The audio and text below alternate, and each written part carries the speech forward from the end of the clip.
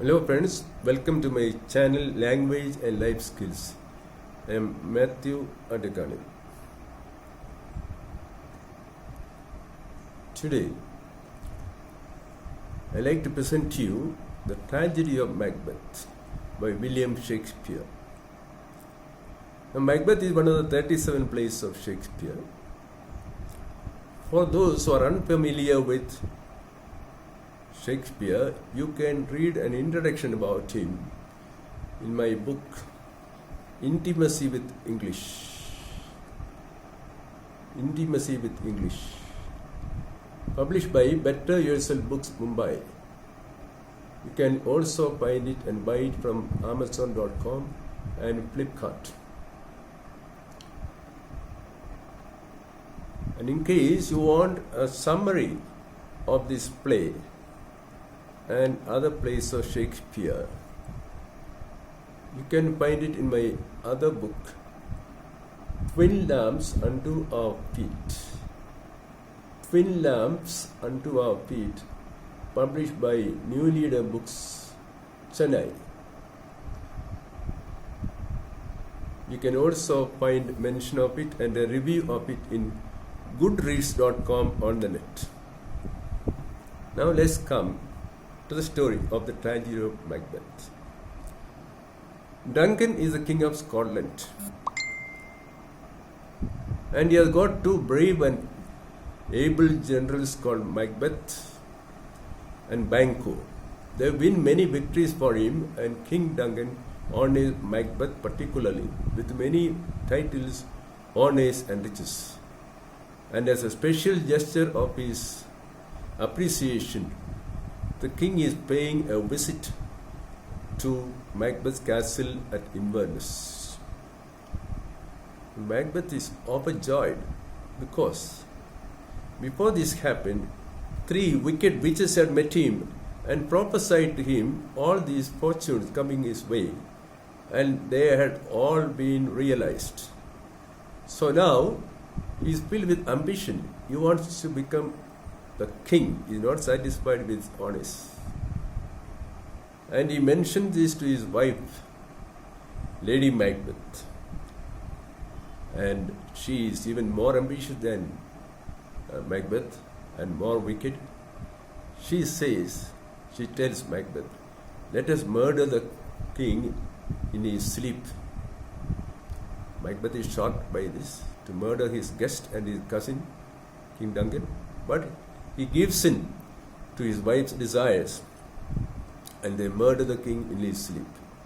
They put the blame on the servants, and they crown themselves as king and queen. After this, what happens? Macbeth cannot sleep anymore after this. He says he has murdered sleep. Lady Macbeth has got everyday nightmares, and she is always washing her hands in her sleep to rid her hands of all her guilt. And she says, all the perfumes of Arabia will not sweeten this little hand. Now, on his way to the throne, Macbeth had also his friend Bangos and his son killed by assassins, because the witches had also foretold Macbeth would become king, but after that it would be Bangos' sons who would be the king. And so he got rid of Bangos and his son. There was utter confusion in Scotland. The sons of Duncan, Malcolm and Donalbain, they fled the country, went to foreign shores. And another important noble, Macduff, he also escaped abroad. And because of this, Macbeth got very angry. He wiped out the entire family of Macduff, his wife, and even his little children.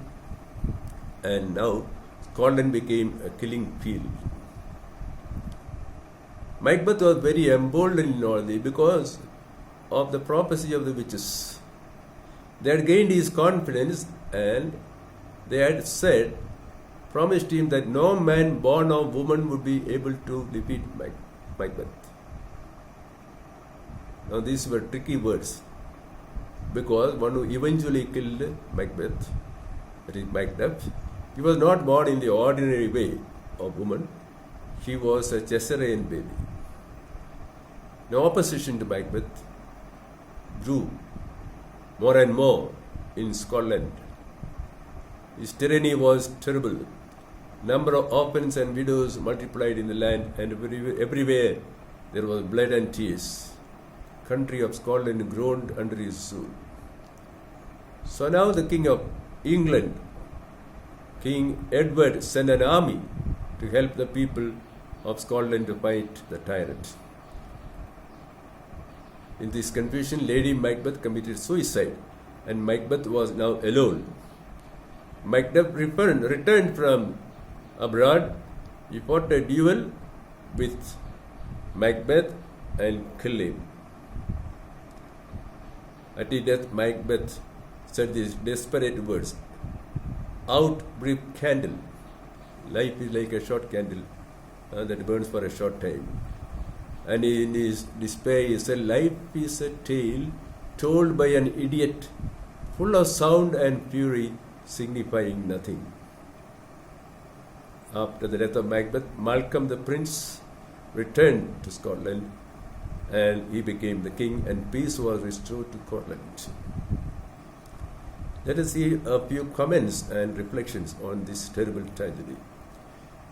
Macbeth is one of the 4 great tragedies of Shakespeare, along with Hamlet, which has the theme of revenge, King Lear, the theme of ingratitude, Othello, with the theme of jealousy, and Macbeth with the theme of ambition. This play of Macbeth is a political play as well as a tragedy. It has the imperial theme of vaulting ambition of Macbeth. And play deals with the tragic consequences for a nation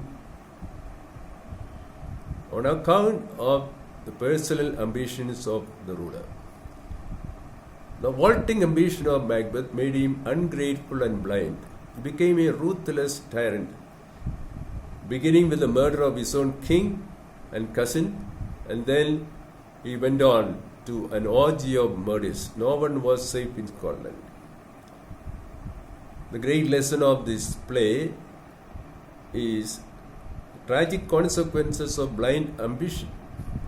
Actually, Macbeth was of a gentle disposition. As his wife says, he was full of the milk of human kindness. But Lady Macbeth was an iron-willed lady and ruthless, and she prevailed over Macbeth, as it happens in many families. She was unnatural in her nature as a female. She was more of a man than a woman. She asked evil spirits to change her sex and fill her breasts with the most deadly poison instead of mother's milk. And Macbeth was hesitating to kill Duncan. Then she said, "If you don't do it, I will do it." Macbeth had still some conscience left in him. So when he was about to have the murder of his friend Bangos, he said these words. He looked up to heaven and he said, "Stars, hide your fires. Let not light see my black and deep desire." What are the consequences of this kind of ambition? Insecurity follows ambition, deeds of ambition. The ambitious person who usurps a position becomes suspicious of everyone and fears that he may lose his position. Therefore, he starts a killing spree where no one is spared. Even women and innocent children are put to the sword. Psychological disorders follow. Hallucinations. Macbeth has got hallucinations at state dinner. He sees a sword turned against him during dinner, and he sees the murdered Bangos, his ghost sitting at table. Lady Macbeth is troubled at night with nightmares. She has got compulsive washing of her hands, and she whispers secrets to her pillow. And the dramatist says, Infected minds to their deaf pillows will betray their secrets. A doctor is called to treat her, but doctor cannot diagnose her sickness. And he says she needs more a priest, a divine, than a doctor. The ambition of Macbeth led him nowhere. It gave him no joy, no satisfaction. It led him to despair and remorse. He could not enjoy life. He became bitter, and he realized the attainment of goals without contentment is a waste of life.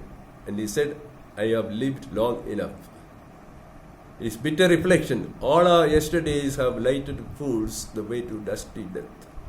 Out, out, reap candle. Life is short. And he said, life is a tale told by an idiot. Finally, his play is a warning against association with witches, evil spirits, with powers of darkness. Macbeth's tragedy is partly due to his blind trust in the witches, and he is deceived by their double-tongued speech. They gain his confidence by telling his fortune, and then they deceive him, and Macbeth thinks he is invincible, but he is fooled. And he goes to the depths of cruelty and evil. So trusting evil spirits, witches, occult practices can only lead to tragedy and ruin. This is the final lesson of this heart-rending tragedy. If you like this presentation, subscribe. See you another time.